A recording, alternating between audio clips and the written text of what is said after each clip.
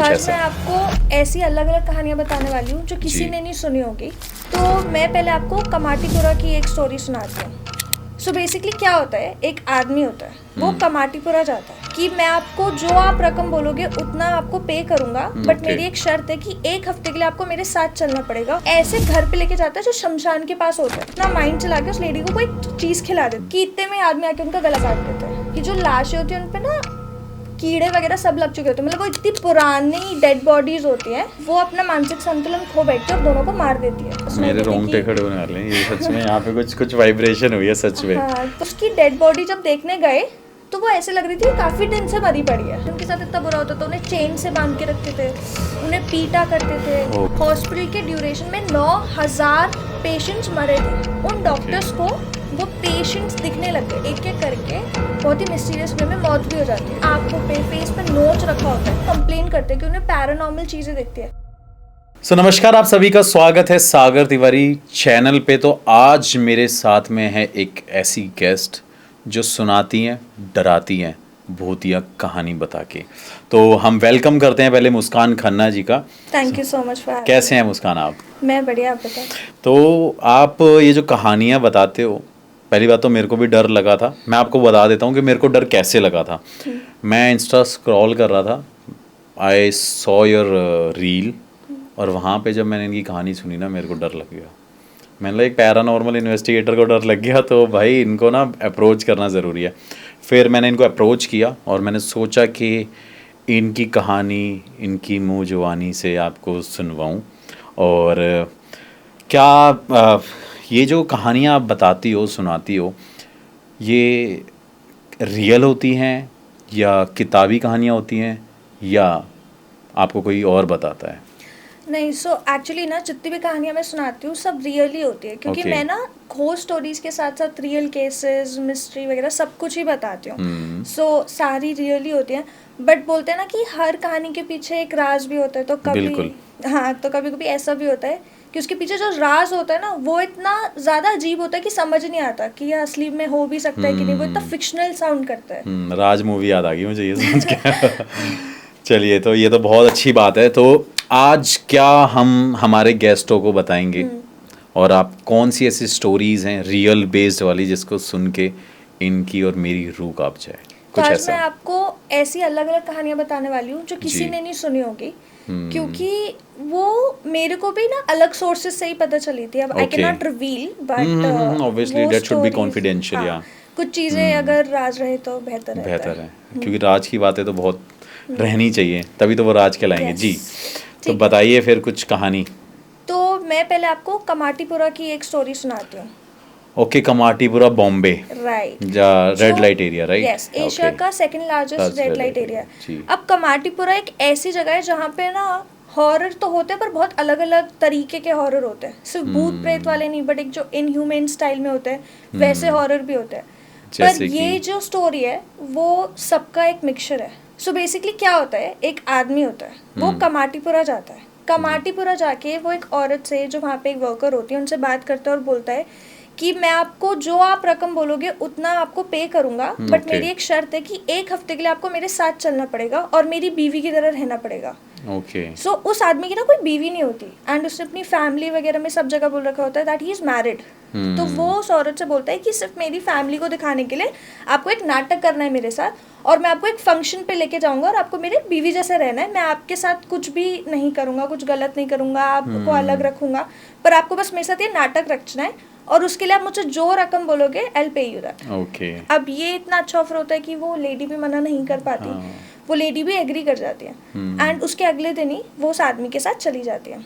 So what happens is कि वो आदमी उस लेडी को एक ऐसे घर पे लेके जाता है जो शमशान के पास होता है। ये सबसे पहला रेड फ्लैग होता है जो वो लेडी देखती है कि शमशान के पास घर, शमशान के पास एक इकलौता, मतलब सिर्फ वही घर होता है, एंड वो 2 स्टोरी घर होता है। ओके। तो जैसे ही वो वहाँ पहुँचती है, वो आदमी से बहुत रिस्पेक्ट के साथ रखता है। अब एक मतलब एक औरत के लिए जो कमाटीपुरा में काम करती हो, कोई अगर उन्हें रिस्पेक्ट कर रहा है तो ट्रस्ट बहुत इजीली बिल्ड हो जाता है। कमाटीपुरा बेसिकली मैं बता भी देता हूँ, it's a famous for prostitution, और वहाँ पे सेक्स वर्कर काम करते हैं। और जो जिस लेडी को अप्रोच किया था तो वो प्रोस्टिट्यूशन का वर्क करती थी, राइट? करेक्ट। फिर उसके बाद हाँ, सो जैसे वो उन्हें लेके जाते हैं, वो उन्हें काफ़ी रिस्पेक्टफुली ट्रीट करते हैं, वो उनको लेके जाते हैं वहाँ घर में रखते हैं। पहले दिन वो उनको ऐसा तीनों टाइम खाना खिलाते हैं, बहुत मतलब उनको एक रूम देते हैं, उस रूम में खुद नहीं रहते, वो घर के बाहर सोते हैं। इनफैक्ट कब्रिस्तान होने के बावजूद भी वो उस घर से बाहर सोते हैं। अच्छा, लेके वो घर के लिए गया था हाँ, और सोता बाहर था? खुद बाहर सोते हैं, और वो औरत को एक कमरा देके बहुत अच्छे से Okay. ट्रीट करके रखते हैं। जैसे ही पहला दिन खत्म होता है, सब कुछ सही जा रहा होता है, वो लेडी भी बहुत खुश होती है क्योंकि ये उनके यूजुअल वर्क से बहुत अलग होता है। सो Okay. उनके लिए काफ़ी एक पीसफुल टास्क होता है, जैसे आप बोल सकते हैं। हम्म। नेक्स्ट डे वो आदमी सुबह सुबह गायब हो जाता है और उस लेडी के लिए एक लाल जोड़ा लेके आता है, जो एक दुल्हन का जोड़ा होता है ना, पूरा ब्राइडल जोड़ा, जहाँ पे बिंदी, सिंदूर, चूड़ियाँ सब कुछ होती है। तो ये देख के वो लेडी भी बहुत खुश हो जाती है क्योंकि हमेशा उनको एक ऑब्जेक्ट की तरह ट्रीट किया जाता है, और अब उनको एक वुमेन की तरह देखा जा रहा है, एक वाइफ की तरह ट्रीटमेंट मिल रहा है। राइट। सो वो ये देख के बहुत खुश हो जाती है। तो आदमी उन्हें बताते हैं कि अब मैं यहाँ से जा रहा हूँ और मैं 4 दिन बाद आऊँगा, तब तक तुम्हारे लिए खाना पानी जितनी भी तुम्हें ज़रूरत की चीज़ है वो सब इस घर में है। 4 दिन बाद मैं आऊँगा, तुम्हें मेरे साथ बस ये जोड़ा पहन के चलना है और तुम्हें मेरे साथ वो फंक्शन अटेंड करना है मेरी वाइफ बन के। अच्छा, जब मैं 4 दिन बाद वापस आऊँगा 4 दिन तक मैं यहाँ पे नहीं रहूँगा, तुम अकेली रहोगी। वो उसको पैसे भी दे जाता है, खाना पानी सब कुछ, घर में सब कुछ होता है, टीवी वगैरह, मतलब ऐसी कोई चीज़ नहीं होती, सारी बेसिक फैसिलिटीज होती है। तो जैसे नॉर्मल घर होता है वो वैसे ही घर होता है। तो उस लेडी को भी कुछ ज़्यादा रेड फ्लैग्स दिखते नहीं है। ऑल्दो उस लेडी को ये बात बहुत अजीब लगती है कि शमशान के पास ये घर है, ये मुझे अकेले छोड़ के जाता है, बट फिर भी वो कुछ बोलती नहीं है। सो वो लाल जोड़ा वहीं रख के वो चले जाते हैं वहाँ से। 4 दिन बाद वो आदमी वापस आता है और उस लेडी को बताता है कि अब ना हमें अगले दिन सुबह यहाँ से निकलना है और फंक्शन के लिए निकलना है, फैमिली फंक्शन के लिए, और तुमको ये लाल जोड़ा पहन के तैयार रहना है, सिंदूर विंदूर लगा के तुम सब तैयार रहना, चूड़ी वगैरह पहन के। तो वो लेडी भी एग्री कर जाती है क्योंकि आदमी उसे इतने अच्छे से ट्रीट कर रहा होता है वो, और काम ही उनको पैसे ही इस चीज़ के मिल रहे होते हैं। तो वो फिर ये कह कि फिर से घर के बाहर सोने चला जाता है। जैसे ही वो घर के बाहर सोने जाता है, उस लेडी को ना बहुत अजीब अजीब सपने आते हैं, जैसे उसको एक ऐसी लोकेशन दिखती है जो उसको भी देख के डर लगता है। मतलब सपने में अगर आपको भी ऐसा कोई लोकेशन दिखे तो आप भी डर जाओगे, एक हॉन्टेड अबैंडन सी जगह, ऑब्वियसली डर तो लगेगा। तो ये देख के वो रात को उठ जाती है और 3 साढ़े 3 बजे उसकी नींद खुलती है। उसके बाद वो सो ही नहीं पाती, बट वो सोचती है कि नेक्स्ट डे तो एनीवेज जाना ही है, तो अब कोई बात नहीं, थोड़ा रेस्ट करके चले जाएंगे। अगले दिन वो आदमी 6 बजे गायब हो जाता है और वो बोलता है कि हमें सुबह जाना है, बट वो खुद गायब हो जाता है। वो औरत उसका वेट करती रहती है। शाम के 7 बजे तक वो आदमी नहीं आता। सो वो आदमी वापस आता है शाम को और बोलता है कि एक्चुअली जो फंक्शन था ना वो थोड़ा डिले हो गया है और मेरे को कुछ काम से जाना पड़ा, हम अब चलते हैं। ये कह के वो उस लेडी को एक जगह पे ले जाता है। वो लोग कार में जाता है एंड उसको एक ऐसे ही अबैंडन हाउस में लेके जाता है। वो देखते वो लेडी थोड़ा डर जाती है क्योंकि कल उसको इतना वियर्ड सपना भी आया होता है। अब वही ऐसे अबैंडन स्पेस पे कोई आपको लेके जाएगा, तो वो पूछती है कि ये क्या जगह है। अब रास्ते में ही ना वो आदमी थोड़ा अपना माइंड चला के उस लेडी को कोई चीज़ खिला देते हैं जिसके अंदर थोड़ा नशे की पदार्थ होते हैं, जैसे सब्सटेंसेस होते हैं। मतलब वो सेंसेस में ना रहा है इसलिए। ओके। तो जैसे जैसे वो लोकेशन पास आती है ना, लेडी थोड़ा सा डिजी फील करने लग जाती है। जैसे वो उस लोकेशन पे आते हैं, वो पूछती है कि आपकी फैमिली तो यहाँ है नहीं, आपने तो बोला तो फैमिली फंक्शन होगा, सो ये क्या है, कहाँ पे। ये कहते कहते वो बेहोश हो जाती है और गाड़ी में ही बेहोश हो जाती है। ओके। इसके बाद अब क्या होगा ये आपको एंड में पता चलेगा। कुछ दिन बाद वही आदमी फिर से कमाटीपुरा जाता है, सेम चीज एक और औरत के साथ करता है। ओके, दोबारा किसी को अप्रोच करने के लिए। और वही सारा प्रोसेस। हाँ। अब क्योंकि कमाटीपुरा एक बहुत ही बड़ा एरिया है, बिल्कुल। तो अगर किसी एक औरत को कोई लेके गया तो ऑब्वियसली किसी और को पता नहीं चलेगा। हाँ, नहीं पता चलेगा। तो वो किसी और औरत को भी, किसी और लेडी को भी सेम कहानी सुना के उसको भी ले जाता है। ओके। सेम उसके साथ भी करता है, उसी घर में लेके जाता है। पहले दिन बहुत अच्छे से ट्रीटमेंट करता है, खाना खिलाता है। दूसरे वही जैसे पहले उस लेडी के साथ किया था, सेम। दूसरे दिन जोड़ा देके फिर गायब, फिर नेक्स्ट डे मतलब 4 दिन बाद आता है और फिर बोलता है मैं आपको फंक्शन में लेके जाऊंगा। ऐसा क्या कर रहा है वो? यही तो स्टोरी है। सो जब वो दूसरी लेडी को लेके जाता है, उसको भी वो कुछ खिला के उसी लोकेशन पे लेके जाता है। बट अब क्या होता है कि वो लेडी उठ जाती है। अब जब उस लेडी की नींद खुलती है, क्योंकि उसको बेहोशी का सब्सटेंस खिलाया जाता है, जब वो लेडी की नींद खुलती है तो वो ना एक सर्कल में बैठी हुई होती है, उस अबैंडन हाउस के सर्कल में एक जगह पे बैठी होती है वो। अच्छा, मतलब कोई सर्कल बना रखा होता है, घेरा बना रखा होता है, और उसमें वो बैठी होती है और उसके लेफ्ट में एक और औरत होती है। अच्छा, जिस सेकंड लेडी को वो लेके गया था, जिस फर्स्ट लेडी को वो लेके गया होता है वो वहीं पे होती है। और फिर अच्छा, और ये सेकंड लेडी बेहोश होके उठ जाती है, तो वो देखती है कि एक और औरत बैठी है। ओ, अब जब ये लेडी उठती है तो क्योंकि इसने भी शादी का जोड़ा पहन रखा होता है, तो ये देखती है कि इसका जो शादी का जोड़ा है ना बहुत वियर्ड लग रहा है। इसके जो सर पे, इसके माथे पे राख से इन्होंने कुछ निशान बना रखा है, इनके हाथों पे कुछ धागे पहना रखे हैं, इनकी चाह के भी हिल नहीं पा रही होती। मतलब इन्होंने इसके साथ कुछ ऐसा किया होता है कि ये सर्कल में तो बैठी है, इन्हें दिख भी रहा है कि आसपास क्या चल रहा है, पर ये हिल नहीं पा रही है। मुझे ही डरा रही हो तुम ये बात बोल के। और जो साथ में लेफ्ट में जो फर्स्ट लेडी को लेके गए हो तो वो भी बैठी है, उसके साथ भी सेम है, उन्होंने भी शादी का जोड़ा पहना है। ओके। उनका शादी का जोड़ा और बुरी हालत में है, उनके भी माथे पे राख है, उनके भी हाथों में सेम धागे बंधे हुए हैं, और वो कुछ जाप कर रही है, कुछ तो वो मंत्र बोल रही है, हाँ कुछ चैंट कर रही है बैठे बैठे। ये बहुत कोशिश करती है कि वो उस लेडी को बुलाए, कि उसे समझ आए क्या होता है। इतने में ही वो आदमी आ जाता है। वो आदमी आके फिर से किसी चीज से एक और सर्कल बनाता है। वही सर्कल के एक और सराउंडिंग एक और सर्कल बनाता है। बीच में ना, इन लोगों के बीच में जैसे आप आग जलाने के लिए बॉनफायर करते हैं तो एक बीच में, हाँ, तो वो रखा होता है इन दोनों लेडीज के बीच पे। तो फिर वो सर्कल खत्म होते ही वो आदमी उस सर्कल के अंदर आता है, अपना हाथ काटता है और अपने खून की बूंदें उस आग, जलती आग में डाल देता है। ये रियल स्टोरी है? हाँ। अच्छा। और वो भी कमाटीपुरा की। हाँ, नहीं वो तो पता चल गया, लेकिन ये रियल स्टोरी है। ओके। हाँ, तो वो अपने हाथ से खून निकलता हुआ उस आग में डाल देता है। थोड़ी ही देर बाद कुछ चांट करके, कुछ और चीजें उस आग में अर्पण करके वो फिर उस औरत के पास आता है जो सेकंड लेडी होती है। उनके हाथ को भी काट के सेम उनके ब्लड ड्रॉप्स उसी उसमें डाल देते हैं, वो अग्नि में डाल देते हैं। ये लेडी अभी तक समझ ही रही है कि क्या हो रहा है, क्या नहीं हो रहा है अभी तक। कि मेरे को तो यहाँ पे बोला गया था कि फैमिली फंक्शन में जाना है, ये औरत कौन है, ये आदमी क्या कर रहा है, कि इतने में आदमी आके उनका गला काट देते हैं। और अब क्या होता है कि ये आदमी, लेडी की बॉडी कैसे मिलती है वो मैं आपको बताती हूँ। इस लेडी की बॉडी और वो जो दूसरी जो पहले लेके आया होता है, दोनों की बॉडी इसी घर के बेसमेंट में मिलती है। और जो वो औरत इनको दिखती है उस सर्कल में बैठे हुए, उनको वो आदमी पहले ही मार चुका होता है। तो जो उनको दिखता है ना सर्कल में बैठा हुआ, वो भी एक छल होता है, छलावा जैसे कहते हैं, वो होता है। तो अब इनकी रूह को भी उन्होंने उसी सर्कल में ट्रैप करके उसको मार के उसी घर की बेसमेंट में डाल दिया होता है। ये पता तब चलता है जब ये सेम चीज एक तीसरी औरत के साथ करना चाहते हैं, पर वो तीसरी औरत वो सेकंड वाली को जानती थी, तो उनको डाउट होता है, वो अपने 2-4 लोगों को बताती हैं, तो उनके थ्रू ये सब पता चलता है कि आदमी क्या कर रहा था। तो बेसिकली वो आदमी ना तंत्र मंत्र कर रहा होता है, और वो ऐसी औरतों को पकड़ते हैं जिनकी कोई फैमिली ना हो, जिन्हें कोई बेसिकली ढूंढने ना। What is the logic behind it, कि इसके पीछे है क्या, कि ये कर क्यों रहा है? ये वो कोई बलि दे रहे होते हैं।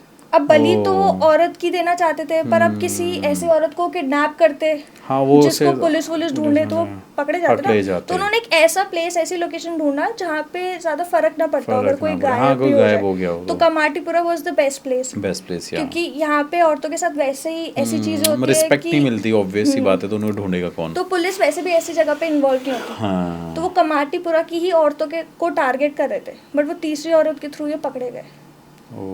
क्योंकि हाँ, ये जो मैरिड नहीं होती हैं वुमेन्स, तो उनसे उनकी बलि ना देके, जो जवान लड़के हैं उनकी बलि देके वो अपनी जो भी उसकी विशेष होंगी उसे पूरा करने के लिए। तो मतलब वो तंत्र मंत्र के अंदर पढ़ के किसी भी अपने मतलब कुछ इच्छा होगी, कुछ मिशन होगा, कुछ मकसद होगा। जैसे बलि तो इंसान किसी भी रीजन की वजह से, अपने सेल्फिश रीजन की वजह से, ब्लैक मैजिक के लिए भी देता है, मतलब डिफरेंट रीजंस हो सकते हैं। ये उनका स्टोरी था। ये जो स्टोरी जो उनकी तो थी, लेकिन ये स्टोरी ने मुझे डरा दिया, सच बता रहा हूँ कि ये स्टोरी ऐसी है कि मतलब कमाटीपुरा की मैंने एक जो स्टोरी सुनी है कि वहाँ पे एक हाउस है, 25 नंबर हाउस है, डेट इज़ वेरी हॉन्टेड। और पहले वो भी आई थिंक वहाँ पे भी ये वर्कर्स काम करती थी, लेकिन वो अबेंडेंड हो गया हाउस। और उसके बाद पता नहीं है कि वहाँ पे क्या एक्चुअली रीज़न, मतलब like no one knows the reason now कि क्या है अंदर, क्यों उस 25 नंबर कोठे में जाने से लोग डरते हैं। बट लोगों को वहाँ से आवाज़ें आती हैं आज भी। अभी मैं बॉम्बे रिसेंटली होके आया था, I asked many people over there, they said कि हाँ this is a real story. तो कमाटीपुरा यार मतलब बड़ा फेमस है। फेमस तो है बट मेरे को लगता है ना वहाँ पे ऐसी स्टोरीज है जो किसी को पता भी नहीं। हाँ, डार्क थोड़ी डार्क हॉरर, साइड्स थोड़ी हैं, डार्क, थोड़ी डार्क मिस्ट्री साइड्स, भी, मिस्ट्रियस, क्योंकि राइट। वहाँ पे ऐसे लोग जाते हैं जो अपनी लस्ट पूरी करना चाहते हैं, ट्रू अपने ट्रू, बैड ऑब्वियसली इंटेंशंस पूरे ऑब्वियसली, करना चाहते हैं, राइट राइट राइट। तो वो बहुत अलग अलग तरीकों से करते हैं बट लोगों के ये साथ। जो इन्होंने उसको टारगेट किया ना, वो उसने काफ़ी दिमाग लगा के टारगेट किया। चलिए, ये तो आपने एक ऐसी स्टोरी सुना दी है जिसमें मेरे को भी डर लगने लग गया। सो व्हाट्स नेक्स्ट, हम दूसरी ऐसी कौन सी कहानी पे आने वाले हैं जो मुझे इससे भी ज़्यादा डराने वाली है? ठीक है, तो ये स्टोरी तो थी जो मेरे को कहीं और से पता चली थी, मैं Okay. जानती नहीं थी सोर्सेस Okay. को, but I just got to know. अब मैं आपको एक ऐसी स्टोरी बताती हूँ जो मेरी फ्रेंड ने मुझे सुनाई थी, ओके। एंड उसको सुनने के बाद मेरे को भी थोड़ा बिलीव नहीं हुआ था, but because she is a very close friend, तो आई नो कि वो झूठ तो नहीं बोल रही होगी। So I have this friend Preeti, okay. ठीक है। सो बिकॉज प्रीति को पता है कि मैं स्टोरीज वगैरह Stories सुनाती हूँ, तो एक बताते दिन हैं। उसने मुझे से रैंडमली अपनी स्टोरी सुनाई। वी वर वेरी क्लोज बचपन से ही। सो प्रीति नोएडा के ये कॉलेज में पढ़ती हैं, ठीक है, और उसी हॉस्टल में वो रहती भी है, क्योंकि वो असली में यहाँ से नहीं है, बनारस की है। She is your classmate? नहीं नहीं, पहले हम बचपन में वो यहाँ रहती थी, फिर वो Okay. बनारस शिफ्ट हो गई। She was your neighbour at that time? हाँ ओके। हाँ, तो ठीक है। वो बनारस शिफ्ट हो गई, फिर से पढ़ाई करने के लिए एक कॉलेज में उन्होंने नोएडा में एडमिशन लिया। अब क्योंकि फैमिली बनारस में है तो यहाँ पे वो हॉस्टल में रहने हॉस्टल में लगी। रहती थी। तो प्रीति की एक बहुत ही अच्छी फ्रेंड बन गई, जानवी। सो जानवी एक बहुत ही सॉफ्ट स्पोकन लड़की थी, सबकी मदद करती थी, किसी से भी ऊंची आवाज़ में भी बात नहीं करती थी, और मतलब उसके बारे में उसके सारे क्लासमेट सिर्फ तारीफ करते थे। जैसे कॉलेज ऐसा टाइम है जहाँ पे लोग फिर भी बिचिंग कर देते हैं एक दूसरे के बारे में, या True. थोड़ा बहुत रूमर्स फैला देते हैं, बट जानवी एक ऐसी लड़की थी जिसके बारे में कोई भी रूमर नहीं था, कोई भी कुछ बुरा नहीं बोलता था। वो इतनी काइंड हार्टेड पर्सन थी। But Okay. जानवी के बारे में ना कुछ बहुत ही डिस्टर्बिंग था। उसकी फैमिली के बारे में किसी को नहीं पता था।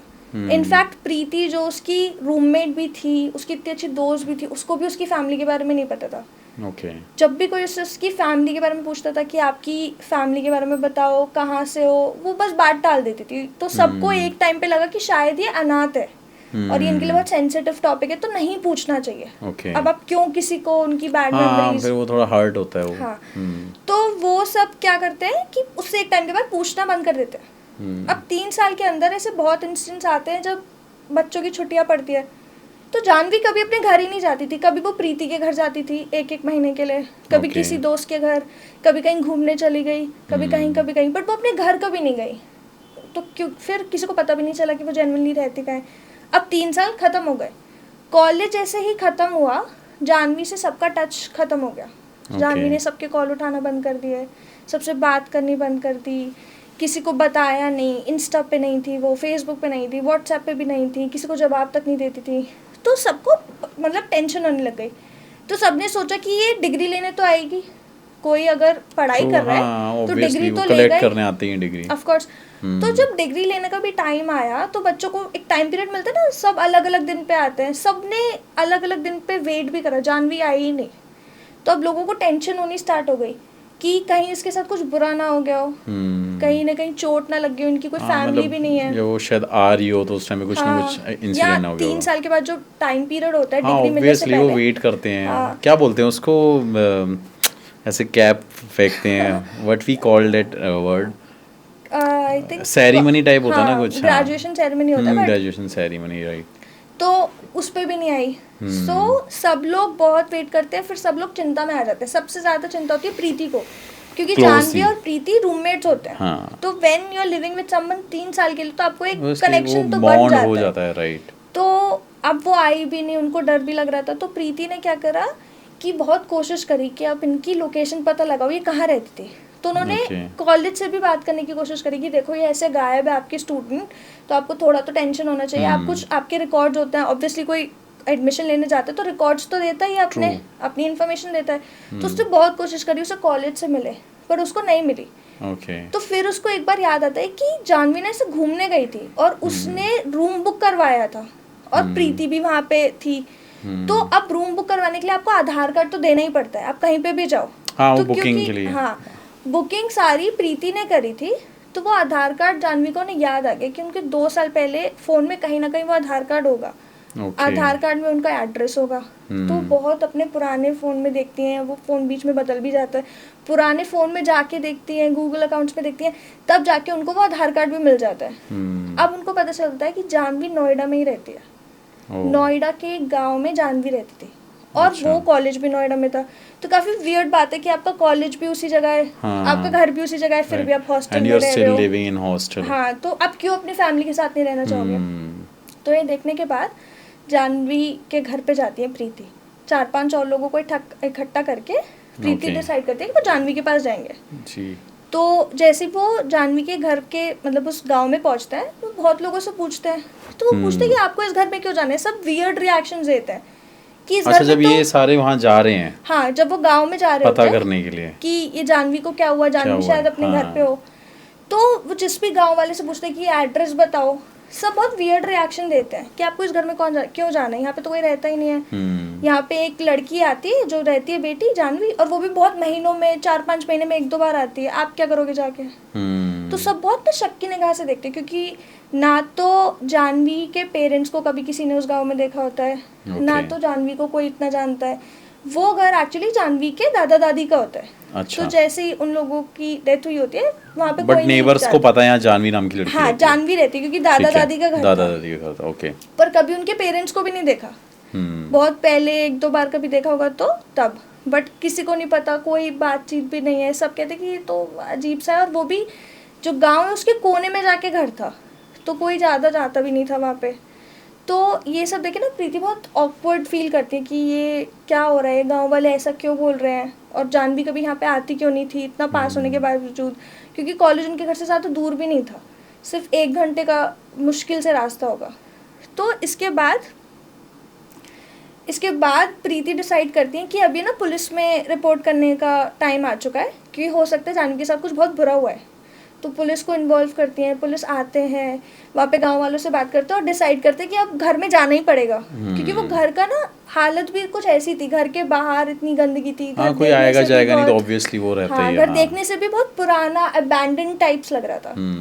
तो पुलिस डिसाइड करती है कि अब तो घर में जाके देखना ही पड़ेगा। तो वो पुलिस घर में जाती है, तो घर में उनको एक अंदर के आखिरी कमरे में बेड पे 2 लाशें मिलती है। 2 लाशें मिलती हैं। तो अब इसमें सबसे वियर्ड बात क्या होती है कि जो लाशें होती हैं उन पे ना कीड़े वगैरह सब लग चुके होते हैं, मतलब वो इतनी पुरानी डेड बॉडीज होती हैं कि उस पे कीड़े तक लग चुके हैं, और जो उनके कपड़े होते हैं वो नए होते हैं। जैसे कपड़े जैसे आप पता चल जाता है ना अगर किसी ने बहुत टाइम से पहन रखे हो, वो रूम बहुत साफ होता है, वो पूरा घर गंदा होता है पर बस वो रूम बहुत साफ होता है। जो उसकी बेडशीट होती है वो भी देखने से लग रहा होता है कि न्यू है, कपड़े भी इतने पुराने नहीं लगते। तो ये सब देख के ना पुलिस को भी ऐसा थोड़ा शक होता है कि यहाँ पे मे बी कोई आता जाता रहता है, There is something fishy here. कुछ यहाँ पे है। तो पुलिस क्या करती है कि यहाँ पे अपने 2-4 लोगों को कहती है कि आप यहाँ नज़र रखो कि यहाँ जो भी आ रहा है उसको पकड़ के पूछा जाए कि किसकी डेड बॉडी है, क्या है। तो ये तो पता चल चुका होता है कि ये जानवी के पेरेंट्स की डेड बॉडी है। जो नेबर्स होते हैं वो कंफर्म कर देते हैं कि हाँ ये तो पेरेंट्स है, ठीक है। ओके। तो उसके बाद क्या होता है, इस बात को 1 महीना हो चुका होता है। प्रीति के पास एक दिन एक अननोन नंबर से कॉल आता है और वो जानवी होती है दूसरे साइड पे।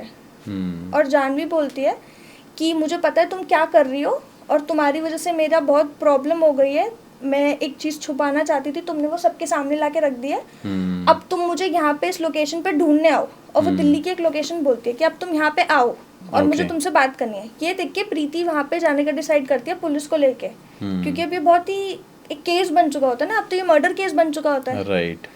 तो ये लेके अब वो पुलिस को लेके जाती है दिल्ली के उस लोकेशन पे। अब वो जो लोकेशन उन्हें बताती है, जो घर बताती है, वो भी लॉक्ड होता है अंदर से। अब उस घर से भी थोड़ा सा ना ऐसा स्मेल सी आ रही होती है। तो ये देख के पुलिस से प्रीति बोलती है कि मुझे तो यही टाइम दिया गया था, मुझे तो यही लोकेशन बताई गई थी, आप एक काम करो, आप इसको तोड़ के अंदर चल के देखते क्या सीन है। हो सकता है कि जानवी ने कुछ करना लिया हो, क्योंकि अब उनका मर्डर केस बाहर आ गया, तो ऑब्वियसली कोई शायद कुछ वेपन के साथ ही बैठे हो कि अब मैं मारूंगी इसको, इसने मेरी जिंदगी खराब कर दी। तो ये वो पुलिस को ले जाती है।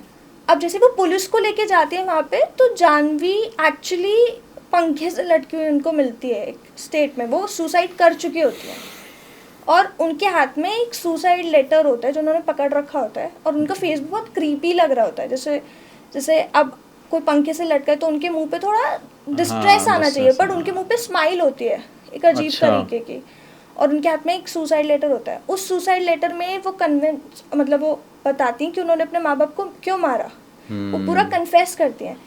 सो स्टोरी ये होती है कि उनके जो पापा होते हैं उन्हें गैम्बलिंग की आदत होती है। उनके पापा और मम्मी के बहुत ही ज़्यादा प्रॉपर्टीज़ होते हैं, वो काफ़ी वेल टू डू फैमिली होती है, पर गैम्बलिंग की प्रॉब्लम की वजह से उन्होंने अपने 3 घर खो दिए होते हैं, अपनी मम्मी का सारा सोना खो दिया होता है, सारी सेविंग्स खो दी होती है। तो ये ना होता ही रहता है, जैसे एक घर खो दिया, फिर बहुत पापा से लड़ाई हुई, फिर भी पापा नहीं रुके, एक और घर खो दिया, गैम्बलिंग में ये सब है, अपना सोना गिरवी रख दिया, ये सब। तो उसकी फाइनेंशियल सिचुएशन इतनी बुरी थी कि 16 साल की उम्र से ही जानवी काम करने निकल गई थी अपने पेरेंट्स को सपोर्ट करने के लिए। तो 16 से 22 साल की उम्र तक जानवी ने अलग अलग जॉब्स करी, सब करा, ये सोच के कि शायद आज नहीं तो कल उनके डैड सुधर जाएंगे, कल नहीं तो परसों शायद उनकी मॉम स्टेप अप करेंगी। मतलब एक टाइम आएगा जब ये इंसान सुधर एक टाइम आएगा जब हमारी फाइनेंशियल कंडीशन ठीक हो जाएगी। पर उनकी कंडीशन इतनी बद से बदतर हो गई कि उनको अपने दादा दादी की पुश्तैनी घर पे जाना पड़ गया। एक दिन क्या होता है कि उसके पापा ये बोलते कि अब इसके भी कागज दो आप मुझे, कि वो उस घर को भी दाव पे लगाना चाह रहे थे, उस घर को भी बेचना चाह रहे थे। अब क्योंकि अब सोचो एक बच्चा जो 16 साल की उम्र से काम वाम कर रहा हो, अपनी घर की सिचुएशन बुरी से बुरी होते हुए देख रहा हो, कितना इमोशनली डिस्ट्रेस में होगा। तो ये सब सुन के कि उसके पापा अभी भी नहीं रुक रहे, उसकी मम्मी अभी भी उसके लिए स्टैंड नहीं ले रही, उसके पेरेंट्स जैसे उसे बचाना चाहिए उसको बर्बाद किए जा रहे हैं, वो अपना मानसिक संतुलन खो बैठती है और दोनों को मार देती है वहीं पे। बट क्योंकि वो अपने पेरेंट्स से बहुत प्यार भी करती है, तो वो ये बात एक्सेप्ट ही नहीं कर पाती कि उसने अपने मार दिया। तो वो अपने मम्मी पापा को उस बिस्तर पे लेटा के उनकी बॉडीज को ऐसा उनकी सेवा करती है, ट्रीट करती है कि वो जिंदा है। हाँ, कि वो जिंदा है। तो वही होती है जो बार बार उनके कपड़े चेंज करती है, उस पूरे घर की नहीं बस उस रूम की सफाई करती है, वहाँ पे जाके उस रूम को ऐसा रखती है जैसे उसके पेरेंट्स का ही रूम हो। तो बट ये वो काम बहुत कम करती है। अपने वो सुसाइड लेटर में ये भी कन्फेस करती है कि मैं कभी अपने घर इसलिए भी नहीं जाती क्योंकि मुझे अभी भी उस घर में अपने माँ बाप की लड़ती हुई आवाज़ें सुनाई देती है, अभी भी मुझे मेरे बाप की चीखती हुई आवाज़ सुनाई देती है। मेरे रोंगटे खड़े होने वाले हैं, ये सच में यहाँ पे कुछ वाइब्रेशन हुई है सच में। हाँ, तो इस चक्कर में वो अपने घर नहीं जाती। हाँ, और उसका ये मकसद होता है कॉलेज ज्वाइन करने का भी कि उसने अपना सारा बचपन तो यही सब अपने पेरेंट्स की देख के वेस्ट कर दिया होता है। तो उसकी सिर्फ एक विश होती है कि उसे कॉलेज करना होता है। तो 22 साल के बाद वो कॉलेज में अपना एडमिशन लेती है सिर्फ अपनी एक आखिरी इच्छा पूरे करने के लिए। उसका हमेशा से प्लान होता है कॉलेज खत्म करते वो मार लूंगी। हाँ, जैसे कॉलेज खत्म होगा मैं कमिट कर लूंगी सुसाइड और मैं नहीं जी सकती अपने मॉम डैड को मारने के बाद। वो एक्सेप्ट भी नहीं करती और वो कहीं ना कहीं ये बात जानती भी है। पर क्योंकि प्रीति ही एक ऐसी लड़की होती है जो उसका बहुत ख्याल रखती है, रूममेट जब वो होती है, मतलब इतना ख्याल उसके मॉम डैड ने नहीं रखा होता, तो शायद इसलिए उसको प्रीति से एक लगाव होता है। तो मरने से पहले वो प्रीति को बताना चाहती थी। बट सबसे वियर्ड बात तो ये है कि उसकी डेड बॉडी जब देखने गए तो वो ऐसे लग रही थी काफी दिन से मरी पड़ी है, कि काफी दिन हो चुके हैं, क्योंकि स्मेल तो बॉडी से आना एक दिन में नहीं स्टार्ट होती। तो वियर्ड बात ये है कि प्रीति को कॉल किसने करा, और जब प्रीति चेक भी करती है तो वो अननोन नंबर अनरीचेबल जाता है, कॉल भी नहीं कर पाती। तो ये इसके पीछे कुछ है लॉजिक? हाँ, तो प्रीति आज तक फाइंड ही नहीं कर पाई कि उसको वो कॉल कैसे आया।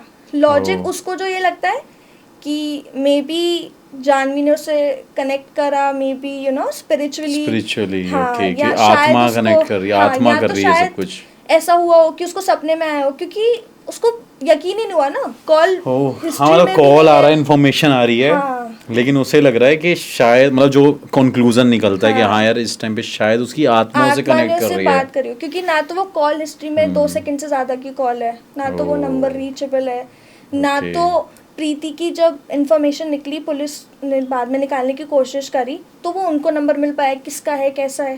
तो ये एक बहुत मिस्ट्री टाइप का है। और क्योंकि प्रीति मेरी भी बहुत क्लोज फ्रेंड है, मुझे भी उनका नेचर पता है, तो वो झूठ तो नहीं बोलेगी। और प्लस ये उनके कॉलेज में काफ़ी फेमस भी हुई थी बात कि कॉलेज की एक स्टूडेंट ने ऐसे सुसाइड कर लिया अपने पेरेंट्स का मर्डर करने के बाद। यार ये स्टोरी तो ऐसी है कि इसने तो मेरी जितनी आई मीन मैंने 500 आई थिंक 500 से ज़्यादा लोकेशंस कवर करी है, उस पर एक ऐसी स्टोरी नहीं होगी जितनी आपने इतनी स्केरी और डरावनी बात बताइए, सच में मेरे रोंगटे खड़े हो गए थे अभी। बस मैं सोच रहा था, वरना सारे बोलेंगे यार आपके रोंगटे कैसे खड़े हो गए, लेकिन है बहुत डिफरेंट है यार ये स्टोरी। और बताओ, ये रियल स्टोरी है। ऑब्वियसली हम इसे मतलब बनावटी नहीं स्टोरी बोल सकते, क्योंकि बनाने में बहुत, पता नहीं, मेरे हिसाब से कोई बहुत ज़्यादा क्रिएटिव बंदा हो वो बना सकता है। बट यार आपके पास तो मतलब खजाने हैं ऐसी बातों की, स्टोरियों की। मतलब मेरे को थोड़ा इंटरेस्ट है ना, तो मेरे को इधर उधर से पता चलता रहता है। Right but right. इस स्टोरी से ना मेरे को क्या लगता है कि ये पता चलता है कि जब ह्यूमंस अपनी रियल लाइफ में इतना टॉर्मेंट होते हैं ना, इतना ज़्यादा टॉर्चर होते हैं, तो वो मरने के बाद भी शांति उनको कभी नहीं मिलती। ये यही होता है जो एक्चुअली जैसे जैसे किसी इंसान को इतना टाइम तक जीना है और वो नहीं जी पाया, समहाउ अनसर्टेन डेथ होती है वैसे भी ये, कि आप एक टाइम जोन को क्रॉस करके वो चीज़ कर रहे हो। तो वो जो आपका टाइम पीरियड है ना, कर्मा के अकॉर्डिंग मेरे को जो लगता है उसे इतना जीना चाहिए, तो वो उस टाइम में वो एक भूत प्रेत आत्मा ही बन के घूमेगा। और ये जो नीड, जो उनकी विशेस पूरी नहीं होती, तो फिर वो इस योनि में जाके ऐसे पूरा करते हैं, ऐसा मेरा मानना है और जो मैंने सुना है आज तक। तो ये भी बड़ा अलग है यार ये प्रीति। मैं तो प्रीति नाम की लड़कियों से और जानी नाम की लड़कियों से दूर रहने वाला हूँ, तो कहीं ऐसी स्टोरी वो भी मुझे ना बता दें। तो फिर और कुछ नई कहानी और भी हैं आपके पास ऐसी? हाँ, मेरे पे एक और कहानी है। हाँ, ज़्यादा मत बताना क्योंकि मेरे को ना अब डर लगने लग गया, सच बता रहा हूँ, मेरे को रात को सोना भी होता है। सो मुस्कान, वो थर्ड स्टोरी क्या है जो मुझे लग रहा है और डराने वाली है, और मेरे को लग रहा है अभी बंद ही कर देना चाहिए पॉडकास्ट जिस हिसाब से तुमने स्टोरीज बताई है। नहीं, हम एक ना ब्लास्ट के साथ एंड करते हैं। ओके। मतलब ये बहुत हॉरर स्टोरी भी है, पर उससे ज़्यादा ये सैड स्टोरी है। क्योंकि ये दिखाता है कि ह्यूमंस के साथ ना विद टाइम कितना बुरा भी हुआ है। ये स्टोरी ऑस्ट्रेलिया के एक लूनेटिक असाइलम के ऊपर है। ओके, इसका मतलब क्या होता है? लूनेटिक असाइलम मतलब पागल खाना। हाँ, इतना पढ़ा लिखा मैं भी नहीं हूँ जो मुझे पता होता सच में। ओके। मतलब उसका नाम होता है बेकवर्थ लूनेटिक असाइलम। ओके। तो वो क्या होता है, ये ना 1995 में बंद हो गया होता है। पर 128 इयर्स तक इसमें पैरानॉर्मल एक्टिविटीज हुई होती है। ओके। मतलब आप सोचो 128 सालों तक यहाँ पे। ये वो प्रिजन तो नहीं है ना जो केज है जहाँ पे है एक ऑस्ट्रेलिया में कुछ ऐसा, वो भी है, जेल भी है, वो तो नहीं है ना ये? नहीं, ये तो पागल खाना ही है सिर्फ। Okay, go ahead. सो क्या होता है कि ये ना बहुत सालों से होता है लूनेटिक असाइलम, ठीक है। तो अब अभी के टाइम पे तो हमारा साइंस इतना एडवांस हो चुका है कि अगर किसी को डिप्रेशन है, एंजाइटी है, पैनिक अटैक है, हैलुसिनेशन है, कुछ भी है, तो हमारे पास उसके लिए दवाइयाँ है, डॉक्टर्स को नॉलेज है। पहले के टाइम पे कुछ नहीं था। पहले के टाइम पे डॉक्टर्स को, जो उस टाइम पे बहुत पढ़े लिखे डॉक्टर्स होते थे, उनको लगता था कि अगर कोई इंसान को डिप्रेशन या एंजाइटी भी है ना, या पैनिक अटैक भी है, तो बेस्ट तरीका उनको ठीक करने का क्या है? Shock treatment. या एक सर्जरी होती थी लेबोटमी नाम की। लेबोटमी, हाँ। तो लेबोटमी में क्या होता है कि आँख के अंदर एक बहुत ही शार्प ऑब्जेक्ट से घाव किया जाता है, जिससे इंसान पूरा पैरालाइज टाइप हो जाता है। राइट। जिससे क्या होता है कि उसको होश है पर वो मतलब सेंसेस में ही नहीं रहता। उनके सेंसेस नहीं रहते। काइंड ऑफ मॉर्फिन दे देते हैं एक तरीके से। मतलब वो थोड़ा बहुत बोल सकते हैं पर ना चल सकते हैं, मतलब वो एकदम उनकी लाइफ एकदम खराब हो जाती है। तो पहले के टाइम पे इतना इनह्यूमन ट्रीटमेंट होता था उन लोगों के साथ जिन्हें सबसे ज्यादा प्यार, लव, केयर, ट्रीटमेंट की जरूरत थी, उनके साथ इतना बुरा होता था। उन्हें चेन से बांध के रखते थे, उन्हें पीटा करते थे, उनके साथ ये लेबोटमी जैसी सर्जरीज करते थे। सिर्फ इतना ही नहीं, उन्हें शॉक ट्रीटमेंट्स देते थे। उनको ऐसा करते थे जैसे कि पेशेंट्स को ना एक बंकर, वुडन बंकर टाइप में बंद कर दिया। सिर्फ उनका गला बाहर है और उस पूरे वुडन बंकर में एक बाथ जैसा होता था, बाथटब जैसा, उसमें बॉइलिंग हॉट वाटर डालते थे। इसको कह के कि ये उसका ट्रीटमेंट है। पागल खाने में होता था। हाँ, पागल खाने में। और ये लेजिट ट्रीटमेंट है ये। हाँ, तो डॉक्टर्स ऐसा करते थे कि ये ट्रीटमेंट है, इसको खौलते गर्म पानी में रखेंगे तो इसका पागलपन ठीक हो जाता था। अब उनके लिए क्या हो रहा है, पागलपन ठीक हो रहा है, पर हकीकत में क्या हो रहा है कि वो पेशेंट के मन में डर बैठ रहा है। अगर आपको कोई बोले कि अगर तुम ऐसा करोगे तो मैं तुम्हें मारूंगा, तो आप शांत हो जाओगे ना। तो वो पेशेंट्स इसलिए थोड़ा कंट्रोल में आ जाते थे। पर हकीकत में वो सिर्फ टॉर्चर हो रहे थे। ये प्रिजन से भी बुरा था। वो लगी रहा है सुन के यार कि गर्म पानी में उनको रखा जाता था और वो गर्दन बाहर निकाल, सिर्फ गर्म पानी में नहीं, जब ये ट्रीटमेंट नहीं काम करा तो ठंडे पानी में, मतलब बर्फ जितने ठंडे पानी में, सिर्फ गला बाहर है। ऐसा होता था कि उनको 4 दिन तक बांध के रख रखा है, जैसे स्टार पोजीशन में, कि हाथ बांध रखा है दोनों साइड, पैर दोनों साइड बांध रखे हैं व्हील से, और व्हील घुमा रहे हैं और वो पेशेंट घूम रहा है। मतलब आप समझ रहे हो, एक आदमी को एक व्हील पे बांध के आप घुमा रहे हो लगातार 1-2 घंटे के लिए, तो क्या हालत हो जाएगी। अगर आप किसी रोलर कोस्टर पे 10 मिनट के लिए भी जाते हो तो आपकी हालत कितनी बुरी हो जाती है। मैं तो चढ़ता ही नहीं हूँ रोलर कोस्टर पे, मुझे बहुत डर लगता है। हाँ। बहुत ही बुरा उनके साथ ट्रीटमेंट होता था। इस पूरे हॉस्पिटल के ड्यूरेशन में 9,000 पेशेंट्स मरे थे। ओके, जब वो ट्रीटमेंट चल रहा था, ट्रीटमेंट्स के दौरान 9,000 पेशेंट्स मरे थे। ठीक है, अब 9,000 बहुत बड़ा नंबर होता है सुनने में, शायद फिर भी लगे 9,000, बट अगर आप 9,000 लोगों को एक जगह इकट्ठा कर दो तो आपको पता चलेगा कितना बड़ा नंबर है ये। हाँ, और वो भी एक हॉस्पिटल में। तो हॉस्पिटल की कितनी ही, मतलब आप समझो कितनी ही पॉपुलेशन होती होगी, उसमें से 9,000 लोगों का मरना है, मतलब 40% से ज़्यादा लोगों का मरना। ठीक है, तो अब इसके अंदर ना कुछ सीनियर डॉक्टर्स थे, 3 सीनियर डॉक्टर्स थे मेजरली। ओके। और यही तीनों सीनियर डॉक्टर्स का डिसीजन था कि हम ऐसे ट्रीटमेंट करेंगे इन पेशेंट्स का। और वो बहुत क्रूअल थे, मतलब आप मान लो कि वो इतने सैडिस्टिक हो चुके थे कि उनको पेशेंट्स पे ऐसा करके मजा आने लगा था। तो जिसको इतनी जरूरत नहीं भी थी उसके साथ भी वो ऐसे बिहेव करते थे। अब 9,000 लोग वहाँ मर गए। अब जैसे लोगों की ज़्यादा मौत होने लगी वहाँ पे, तो सीनियर डॉक्टर्स के साथ ना कुछ बहुत वियर्ड होने लग गया। उन डॉक्टर्स को वो पेशेंट्स दिखने लग गए।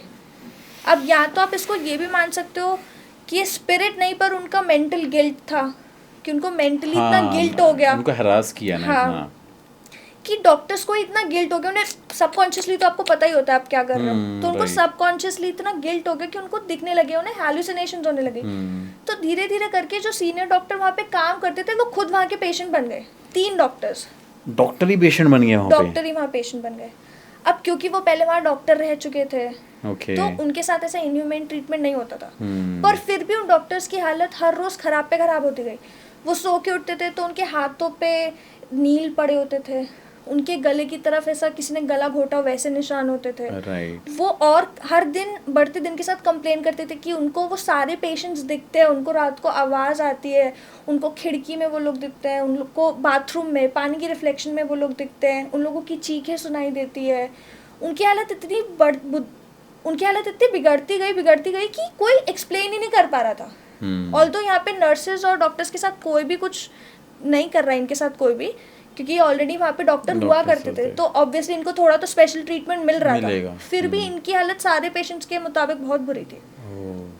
अब इन तीनों डॉक्टर की एक एक करके बहुत ही मिस्टीरियस वे में मौत भी हो जाती है, डेथ हो गई। हाँ, कि एक कोई वार्ड में मिलता है और वो वार्ड में ऐसी स्टेट में मिलता है कि वो खड़ा है पर मर गया। वो खड़ा ही मर गया। और अच्छा, मतलब सपोर्ट के लिए कुछ भी नहीं है, मतलब सपोर्ट के लिए भी कुछ भी नहीं है, वो एक ऐसी स्टैचू पोजीशन में मर गया कि ऐसा उसने कुछ देख लिया हो कि उसे शॉक लगा, वो मर गया। दूसरा जो पेशेंट, अब जो मतलब पुराने डॉक्टर अब पेशेंट बने होते हैं, वो इस तरीके से मरते हैं कि वो नहा रहे होते हैं और नहाते नहाते वो फ्लोर पे मिलते हैं, जो बहुत देर तक वो बाहर नहीं आते।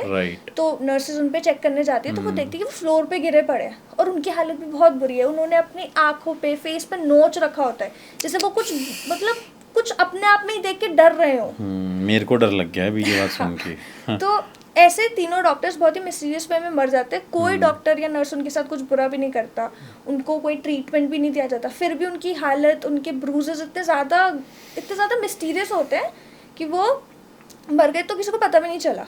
क्या होता है फिर, यहाँ से उस हॉस्पिटल की हालत और ख़राब होनी स्टार्ट होती है। जितने भी वहाँ डॉक्टर्स होते हैं, नर्सेज होते हैं, पेशेंट्स नहीं, सिर्फ डॉक्टर और नर्सेज को भूत, आत्माएं, ये सब ऐसा वो कंप्लेन करते हैं कि उन्हें पैरानॉर्मल चीज़ें दिखती है, कि वो पेशेंट्स जो अब यहाँ पे है भी नहीं, जो मर चुके हैं, उनको उनकी आवाज़ दिखती है, रात को उन्हें हॉल में हंसने की आवाज़ें आती है, लोग घूमते हुए दिखते हैं, पेशेंट्स दिखते हैं जो बहुत क्रीपी लग रहे होते हैं, क्रीपी स्माइल देते हैं। ऐसे रूम में जहाँ पे सालों से कोई पेशेंट रहा भी नहीं है, वहाँ से चीखने की आवाज़ें आ रही है।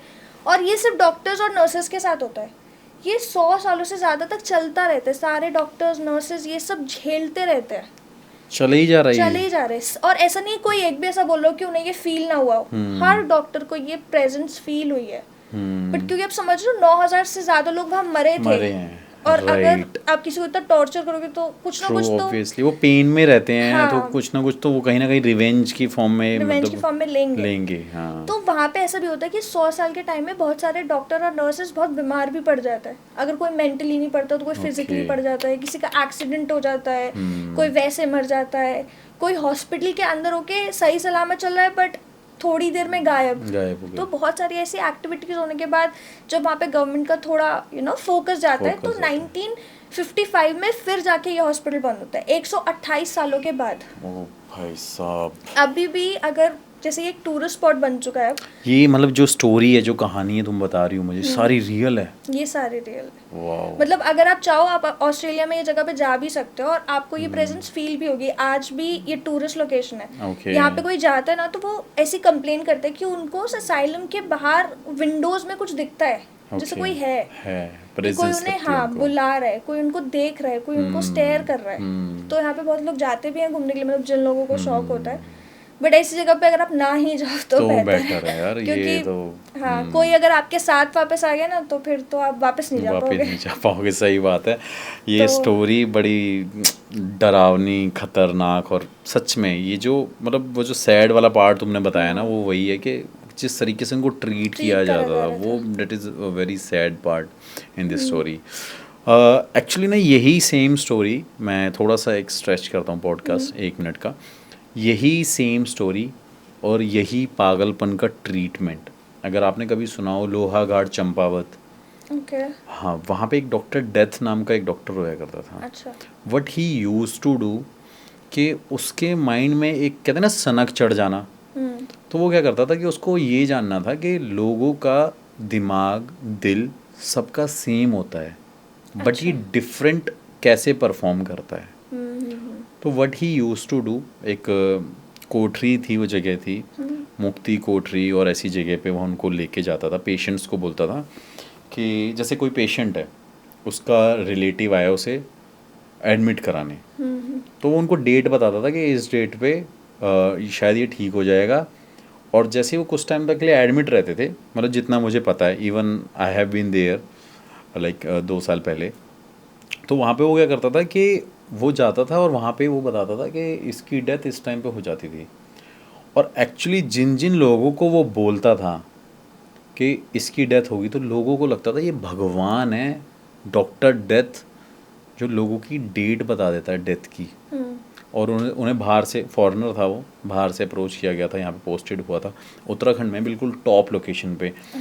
तो वहाँ पे बाद में लोगों को लगा कि यार जितने पेशेंट्स के बारे में बता रहा है क्या, तो फिर वो कहीं ना कहीं वो रूमर्स फैले इधर उधर, फिर और लोग आए, फिर उसका पता चला कि उस डॉक्टर ने क्या किया था कि सबकी डेड बॉडीज़ को वहाँ रखा हुआ था, और वो सबको मतलब वैसे एक सर्जरी करता था, सबके दिल दिमाग निकाल के देखता था, टेस्ट कर रहा था कि सबका दिमाग सेम है, हार्ट ऐसा है, दिमाग इतना है, लेकिन ये डिफरेंट सोचते कैसे हैं, अच्छा ये इनके थॉट प्रोसेस अलग क्यों होते हैं, और धड़कता कैसे है दिल, मतलब दिल धड़कता है वो तो सबको पता है, क्यों, कैसे, कितने टाइम में, उसके अंदर ये सनक थी। और वो अपने इस एक्सपेरिमेंट की वजह से इतने लोगों की जान ले चुका था ये डॉक्टर डेथ। और this is a most, trust me, इतनी फेमस लोकेशन है ये कि वहाँ पे ना नॉर्मल इंसान नहीं जाता। अच्छा और आज तक शायद हम 1 और 2 लोग हम गए हैं। रात को मैंने इन्वेस्टिगेशन करी, इसके 4 पार्ट हैं। पहले एक हॉन्टेड चर्च है, फिर उसके बाद एक वहाँ पे ग्रेवयार्ड है, वहाँ पे उनकी डेड बॉडी भी है, मतलब वहाँ पे दफनाई गई थी। उसके बाद एक हॉस्पिटल है वो जो, अच्छा फिर उसके बाद कोठरी, और इन सब में डिस्टेंस है, चर्च और ग्रेवयार्ड साथ साथ है। और वो जो हॉस्पिटल है, मतलब आप ऐसे नहीं जा सकते वहाँ, आपको बियर, पैंथर, टाइगर मिलेंगे ही मिलेंगे, you can not go alone there. But हम वहाँ गए और वहाँ पे मतलब वो एंड, और वहाँ से ये समझ लो नेपाल दिखता है सामने, चाइना या नेपाल, आई थिंक नेपाल दिखता है वहाँ से, ऐसा कुछ है वहाँ की, मतलब मेरे को एग्जैक्ट याद नहीं, मैं बहुत पहले गया था। तो ये वही सनक वाला ही केस है, मैं से वो रिलेट कर रहा हूँ कि मतलब बस वो उसको, उनको ट्रीटमेंट का नाम दे के उनको मार रहे थे, 9,000 लोगों की डेथ हुई। सो कहानी बहुत अच्छी थी और रियल थी, और रियल चीज़ें ही हम देखते हैं और दिखाते भी हैं लोगों को. सो थैंक्स फॉर कमिंग मुस्कान, और आई होप कि हम फिर दोबारा मिलेंगे, आपका टाइम आपसे लेंगे. और already we are too late, it's 10:30 guys, और इनको सोचो बहुत दूर से मैंने यहाँ पे बुलाया है और इनका टाइम मांगा था. Thank you so much for coming, and follow करना इनको इनके इंस्टाग्राम पे. इनका लिंक यहाँ पे आपको डिस्क्रिप्शन में दिख रहा होगा या स्क्रीन पे भी आ रहा होगा, और इनको फॉलो करना. इनकी बहुत सारी ऐसी कहानियाँ हैं जो देख के मैंने बताया था ना, मैं डर गया था, तभी मैंने इनको अप्रोच किया था. और यूट्यूब चैनल भी आपका आने वाला है ना, तो इनके यूट्यूब चैनल का लिंक डिस्क्रिप्शन में है, तो इनको फॉलो कर लेना अगर ऐसी इंटरेस्टिंग स्टोरीज़ आपको सुननी है, जाननी है. और कर लो जाके सब्सक्राइब, और let's end our podcast here. मिलते हैं एक नए पॉडकास्ट में एक नए गेस्ट के साथ. Thank you so much, keep supporting, and मेरे चैनल को भी सब्सक्राइब कर लेना और इंस्टाग्राम पे फॉलो कर लेना. ठीक है गाइज, बाय बाय.